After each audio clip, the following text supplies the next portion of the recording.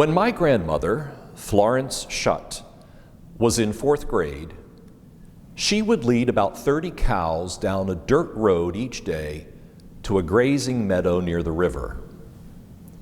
And then young Florence sat down on a flat rock at the base of a chestnut tree.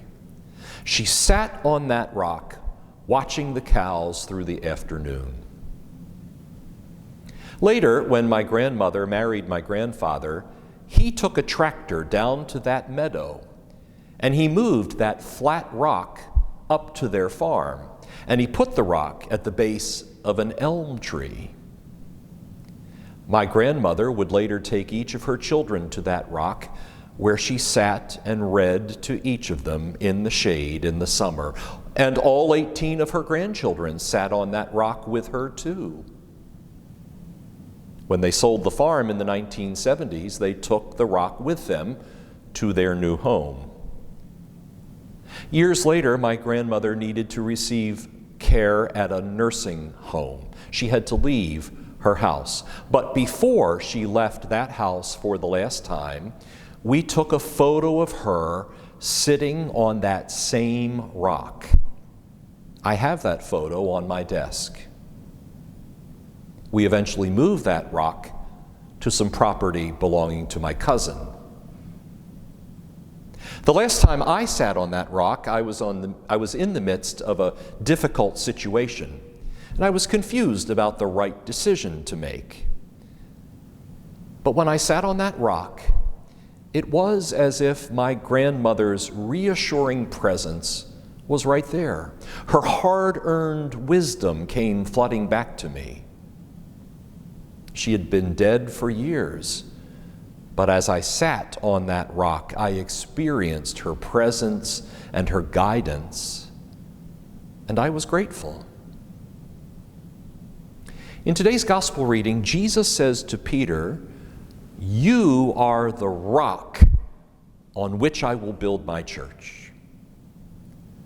For Catholics, this is a crucial passage.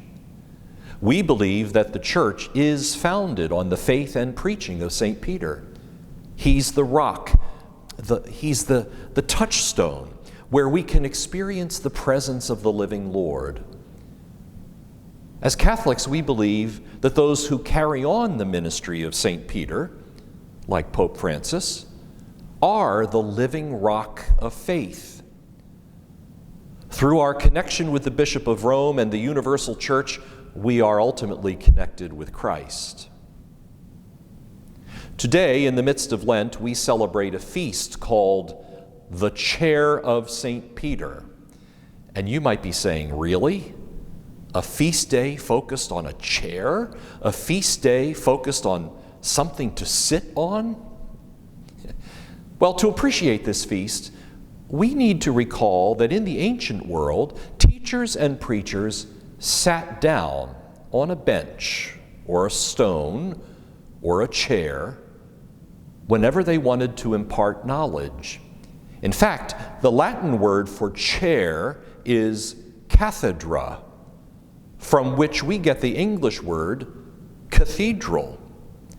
You see, the cathedral is the place where the bishop's chair is located. The bishop's chair, where he sits to preach the good news of Jesus, where he teaches us about the love of God and brings us into touch with the life-giving gospel preached by Peter, the first bishop of Rome.